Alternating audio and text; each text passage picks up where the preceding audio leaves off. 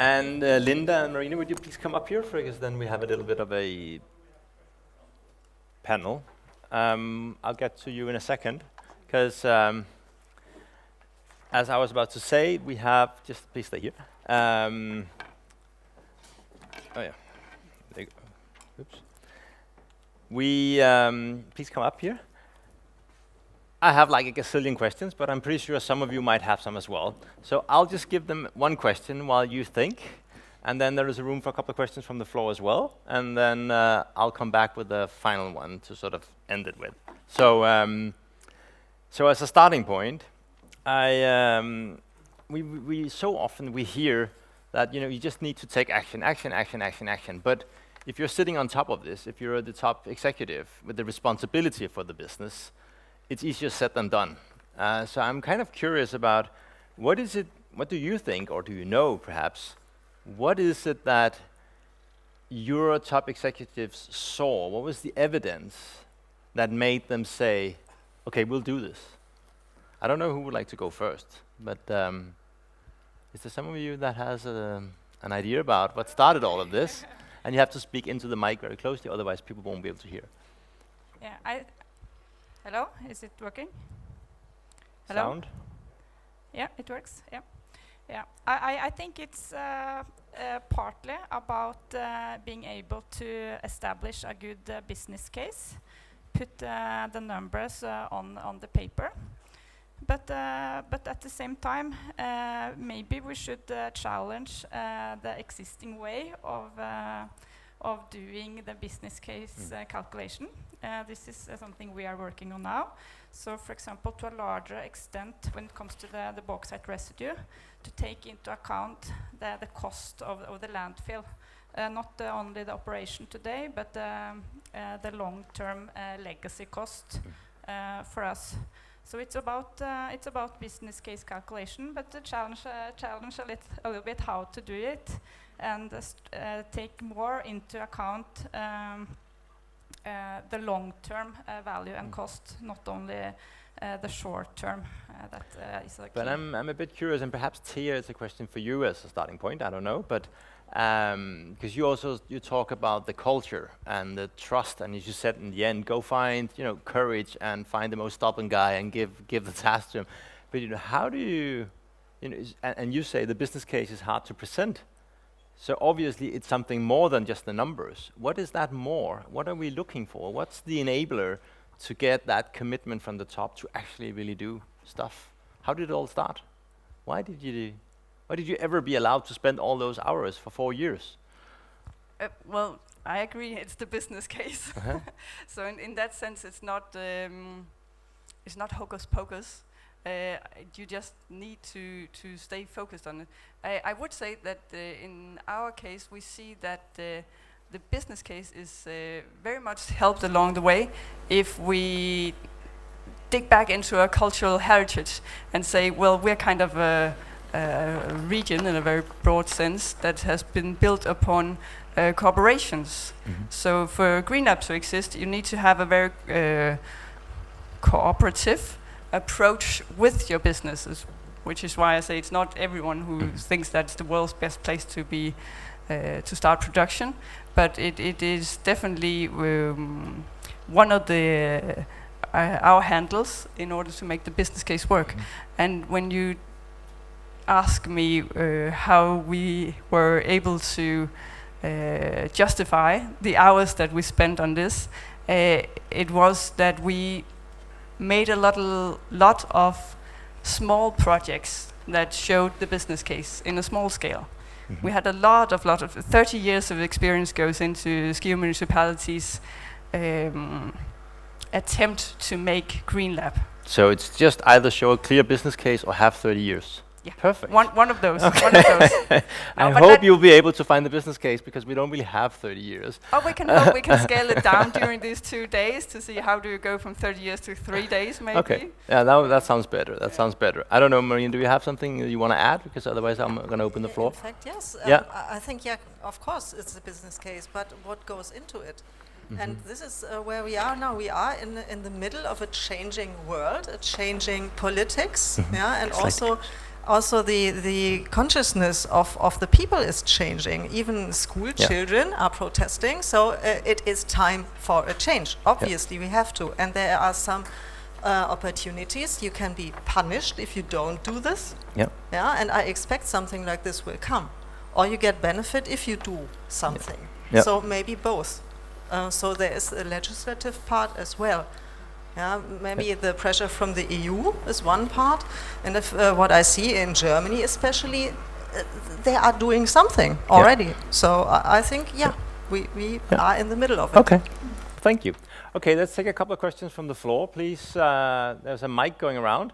Stand up, please say your name, and then be pretty short because we'd rather hear them than you. Sorry, but that's it. Okay, thank you for the nice introduction. My name is Klaus-Joachim Jens from the University of Southeast Norway here in the area. I have a question to the inspiring story from Skive. I understand that it works with you because everything is highly integrated. It can happen that one part of this integrated scheme is not able to deliver what it's supposed to deliver, and this could have a serious economic impact on the totality. How do you handle that? That's why we do the contracts anyway. But you're right. It is. It only works if it is highly integrated, and obviously there's contract that takes into account if one of the companies, one of the entities within the Green Scheme doesn't work. It is also where the devil is in the details, because normally when you create an area, a business park like this, you may have 2 meters of a trench where you have your wiring and your pipes and everything going in. We have 12 meters. So it's just to give a sense of the extras that needs to go into the ground in a very concrete fashion in order to be able to account for the uncertainties, for instance, if a company doesn't deliver. Yeah, there's a question in the back. Yeah. Hi, my name is Elena Dybcina. I'm from Nord University Business School. And my question is to all of you, because what I'm doing with my colleagues, we are now running the circular economy course for master students in spring, and now it will be also in the autumn semester. So I just want your kind of contribution. Can you tell me, name me, based on your experience and being like on these stumbles and challenges, what should we learn students in the circular economy? Because when they are ready and they will come to you, to other companies, what you can advise us to teach them about? Thank you. Who wants to go first? Yes, Marina? I think it should be mostly easy. Easy to understand and easy to really realize. Yeah, the technology behind could be complicated. Yeah, but the way to achieve it should be easy. Another advice might be it's important not to try to solve one problem by creating and then end up creating another, because often when you do one change, it has an effect somewhere else in the value chain, or as I gave as an example, we could solve our waste problem, but then we would create more CO2 emissions, so basically creating a climate problem. So also to have respect for how complex it is. It is important to understand the total picture when you're trying to do something.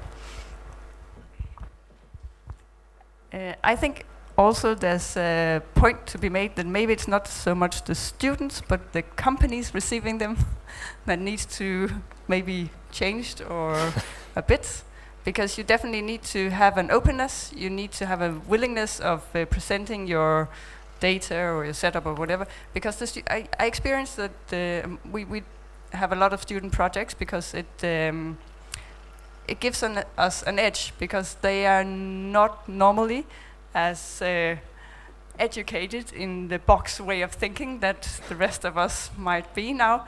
So when we do student projects, they often come with ideas that may not work momentarily, but might be able to work in a couple of years or so, if we allow them to see what we have or how our company is constructed. Then I would actually like to add something. It also builds on what you said a little bit earlier on. I think you sort of show that you have a bit of a startup culture. And as you say, we build something, we measure it, we learn. We fail forward, or whatever you want to use of these terms. So I think that whole mindset about the entrepreneurial mindset and how to develop stuff today is crucial, because there isn't any sort of just off-the-shelf solutions that we're just gonna have to implement. We have to redevelop. So I think that's another really crucial one. I think there's a question there in the back as well. Yeah. Hi, my name is Johan Pettersen. I'm of NTNU. I think what the presentations show that clearly the circular economy in these examples, basically it's a struggle, a strategic positioning for future resources. Basically, it's a matter of securing raw materials for the future.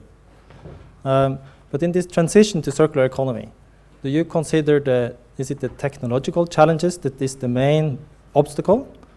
Or are the barriers actually organizational or related to policy? Or what do you think is the main challenge for us? Main challenge, that's a good question. Who want to go first? For the main challenge now, well, I think what I see in the criticism of all of our approaches is often what shall we change if we compare ourselves with China? China has a much bigger impact than all of what we are doing here. So yeah, sure, but we have to start somewhere. And if it's not us, who else should start, I would say. And this brings me to a point which was maybe a bit missing in all of our presentations, the marketing point. We have to be proud to present what we have already achieved, what is possible, and what we are planning to do. I think this is where we are a bit weak, maybe, and where we should find maybe a bigger community to position ourselves. I think also like you to comment, as I heard you say, is it more technical or an organizational management part? What's the biggest challenge? I think that's also a really, really interesting part of the question. Yeah, as I mentioned before, I think circularity and the climate challenge is very tightly interconnected, and for both, it's a challenge that we don't have a level playing field. As mentioned, China, at least so far, they have a very high footprint in terms of CO2 and environment, and we need to compete in the same market as they do, because we compete in the global market. So I would probably say that if we had competing on same conditions with a Chinese company that goes to regulations and so on, is maybe the main challenge as I see it. Yeah. Good. Would you like to add, or no? Good. Okay.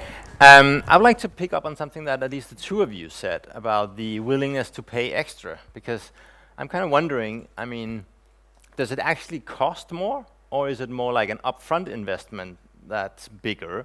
So in a total cost perspective, so I'm wondering, I guess the basic question is really, is it more expensive, or is it just that at the point of purchase it might be more expensive, but in a long run it's cheaper?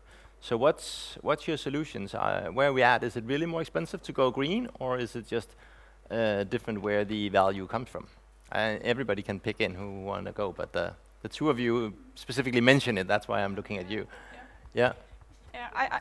I think that depends on the material or the case. So for aluminium, I think it's more it's an upfront investment, but in the long run, it's a very good business case to recycle aluminium. While on the other hand, if we are going to do something with the bauxite residue, at least with the technologies that we see as solutions today, it will be a higher cost also in the long run. So it depends case to case. Yeah. I absolutely agree. For some cases it's easy, and then we are doing it obviously immediately. But in other cases we have, to invest upfront and maybe getting a benefit later, Yeah. but maybe it still remains more costly. Yeah, for if I compare to the phosphor rock, we have rocks. We can do the mining. So it's not really necessary for us now to extract phosphorus somewhere else. So, Yeah. yeah. Well, I raised the question because I think that it's kind of like out there, I meet so many times, so like a default is that it's probably more costly. And I would like to sort of challenge that a bit because, as you also said, it costs 5% of the energy to reuse. So why should it at the end be more costly? It should be cheaper. So that sort of mindset of coming in and saying, well, circular is actually cheaper as a starting point. That's what we aim for. That's the challenge for our people. I think that's the way to go, rather than saying, well, how do we get market to be willing to pay more? So just sort of that challenge for the end. I would like to end with just one quick sort of wish that each of you can have. If you were to walk away from here tomorrow, having a solution to one problem, that would really, really be great to walk away with. And of course, don't say that we found out how to get consumers to pay more, because you probably won't be able to solve that in 24 hours, even though we do have a boat trip tonight. But if that's what you think. But anyway, what would be sort of a really, really good takeaway to go home with from you? A challenge that would be great, that you could then sort of pose here and hopefully get some interesting feedback over the next 24 hours on. Yep, and be short, please. Yep.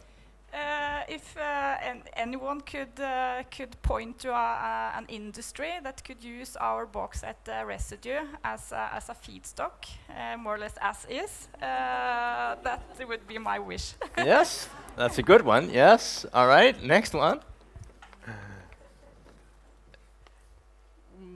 That's a really hard question. That's why I put Especially it when up you there. didn't email it on front. Yeah. So I would say that if we could maybe kill the culture, and the question is, how do we kill the culture that says circular economy is not a business opportunity and is not viable economically, I would be in that group trying to break through with that question. Yeah. All right. Yeah. I think my biggest wish would be finding the best process which we can use, because there are so many out in the field. Amazing. Good. All right. Well, thank you to the three of you. And before I go, there's a small gift to you from the organizers here, and I don't know if you know what it is, but it's the interesting thing here is that it's actually a company that has designed a way of their fighting the ever-growing amount of plastics. So when you go down to a supermarket and need 10 tomatoes, what do? You take a plastic bag. But no longer, because these are reusable, washable, and built out of recycled material, of course, that you can just have in your shopping bag, your reused shopping bag, of course. Yeah, but that's, don't state the obvious. So now you can sort of up that level where everybody else walk around with their reused shopping bags, then you also have the reused plastic wrapping for your groceries. There you go. Thank you so much. And with that, we come to the end of the first session here. So there's a break now until 14:45, so 14:45.